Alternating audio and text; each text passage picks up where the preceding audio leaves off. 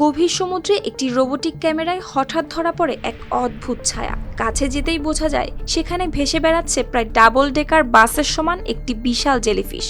ধীরে ধীরে ক্যামেরা এগোতে স্পষ্ট হয় এর আকৃতি। ঘণ্টার মতো গম্বুজাকৃতির দেহ, চারদিকে ছড়িয়ে থাকা দীর্ঘ ফিতার মতো 4টি বাহু, যেগুলো পানির স্রোতের সঙ্গে নড়ছিল অবিরত।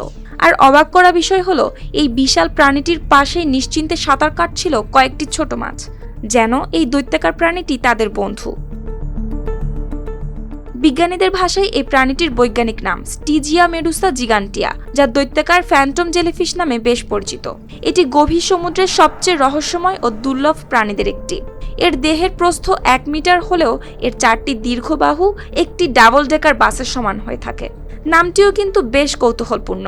গ্রিক শব্দ থেকে আসা স্টাইজিও অর্থাৎ পাতাল লোক, আর মেডুসা মানে জেলিফিশ। ছেলেপক্ষ কালি আসবে, তাই একদিনে বাড়ির অঙ্ক নিয়ে টেনশন আছে। বার্জার 1 কোটি মালসার অর্থাৎ পাতাল লোকের দৈত্যাকার জেলিফিশ। গভীর সমুদ্রে অন্ধকারে বসবাস করায় নামটির সঙ্গে এর বৈশিষ্ট্য যেন মিলে যায় সম্পূর্ণ। অন্য জেলিফিশের মতো এদের বিষাক্ত টেন্টাকল নেই, বরং দীর্ঘ বাহু ছড়িয়ে তারা প্লাঙ্কটন ও ছোট ছোট মাছ ধরে খায়। ধীরে ভেসে চলে, নিঃশব্দে শিকার করে, আর এটি গভীর সমুদ্রের জন্য একেবারেই আলাদা ধরনের কৌশল।